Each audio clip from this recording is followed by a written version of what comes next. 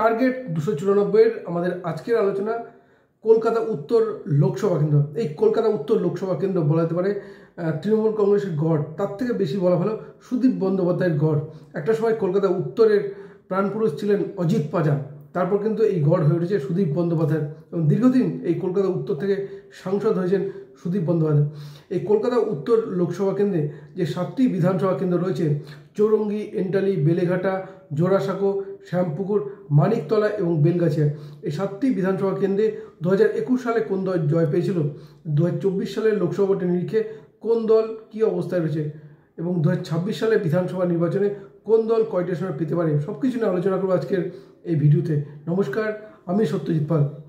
Target 294 আমাদের আজকের আলোচনা কলকাতা উত্তর লোকসভা কেন্দ্র। সামনেই 2026 বিধানসভা নির্বাচন এবং রাজ্যের বিধানসভা আসনের সংখ্যা 294, আর সেই কারণে আমাদের এই প্রতিবেদন টার্গেট 294 এবং বলা যেতে পারে প্রত্যেকটি বিধানসভা কেন্দ্র নিয়ে আমরা আলোচনা করব। প্রথমে আমরা যেটা শুরু করেছি তা হচ্ছে লোকসভা ধরে ধরে লোকসভার মধ্যে কটি বিধানসভা রয়েছে সেগুলো নিয়ে বিশ্লেষণ। আর আজকে আমাদের আলোচনা কলকাতা উত্তর লোকসভা কেন্দ্র। কলকাতা উত্তর লোকসভা কেন্দ্রের অন্যতম বিধানসভা কেন্দ্র এই চৌরঙ্গি। এই চৌরঙ্গি বিধানসভা কেন্দ্রে 2021 সালে জয় পেয়েছিল তৃণমূল কংগ্রেস এবং 2024 সালের লোকসভা ভোটে বিজেপি প্রার্থী তাপস রায় পেয়েছিলেন 40,386 ভোট।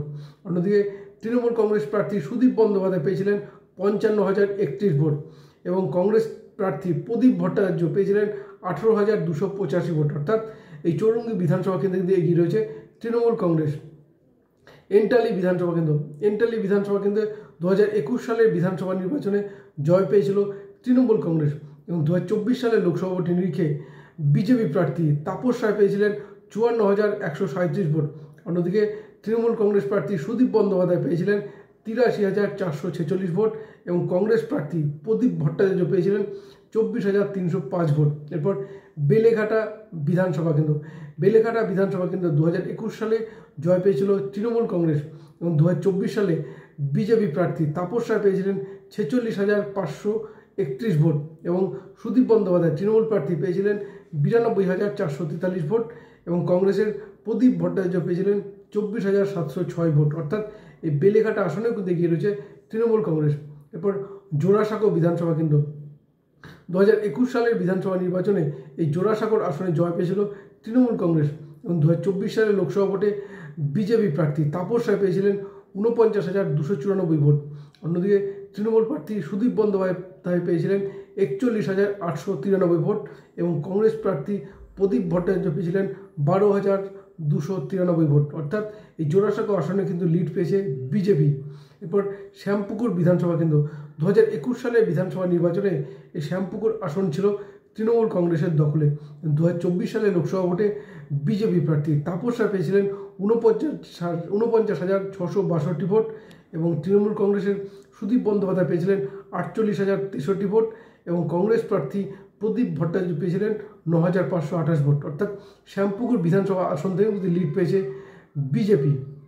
এরপর মানিকতলা বিধানসভা কেন্দ্র।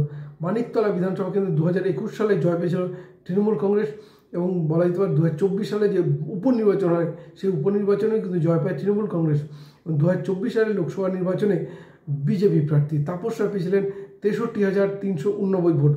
অন্যদিকে তৃণমূল প্রার্থী সুদীপ বন্দ্যোপাধ্যায় পেয়েছিলেন 66,964 ভোট এবং কংগ্রেস প্রার্থী প্রদীপ ভট্টাচার্য পেয়েছিলেন 9,421 ভোট। অর্থাৎ এই মানিকতলা আসন থেকেও কিন্তু লিড পেয়েছে তৃণমূল কংগ্রেস।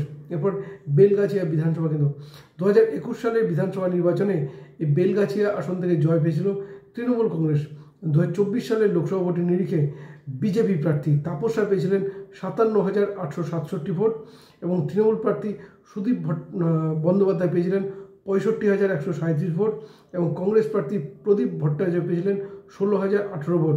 অর্থাৎ এই বেলগাছিয়া আসন থেকে এগিয়ে রয়েছে তৃণমূল কংগ্রেস। মোট ভোটের দিকে নজর রাখি, বিজেপি প্রার্থী তাপস রায় পেয়েছিলেন 3,62,136 ভোট। অন্যদিকে কংগ্রেস প্রার্থী প্রদীপ ভট্টাচার্য পেয়েছিলেন 1,14,982 ভোট এবং সুদীপ বন্দ্যোপাধ্যায় পেয়েছিলেন 4,54,996 ভোট। অর্থাৎ এই কলকাতা উত্তর লোকসভা কেন্দ্রে তৃণমূল প্রার্থী সুদীপ বন্দ্যোপাধ্যায় বিজেপি প্রার্থী তাপস রায়কে 92,560 ভোটে হারিয়ে দেন। সুতরাং বলা যেতে পারে এই যে কলকাতা উত্তর লোকসভা কেন্দ্রের মধ্যে যে 7টি বিধানসভা কেন্দ্র রয়েছে তার মধ্যে কিন্তু 5টিতে এগিয়ে রয়েছে তৃণমূল কংগ্রেস এবং 2টি আসনে জোড়াসাঁকো এবং শ্যামপুকুর আসনে কিন্তু এগিয়ে রয়েছে বিজেপি। সুতরাং বলা যেতে পারে 2026 বিধানসভা নির্বাচনের আগে এই ফলাফল কিন্তু অত্যন্ত গুরুত্বপূর্ণ। এবং আরও যদি আমরা ব্যাখ্যা করি, বেলগাছিয়া, মানিকতলা এই 2 আসনে কিন্তু খুব অল্প মার্জিনে লিড পেয়েছিলেন তৃণমূল প্রার্থী। সুতরাং 2026 বিধানসভা নির্বাচন কিন্তু হাড্ডাহাড্ডি লড়াই হতে চলে। কোন দল কয়টি আসন পেতে পারে আপনাদের কি মনে হয় অবশ্যই জানাবেন কমেন্ট করে। ধন্যবাদ, ভালো থাকবেন সবাই।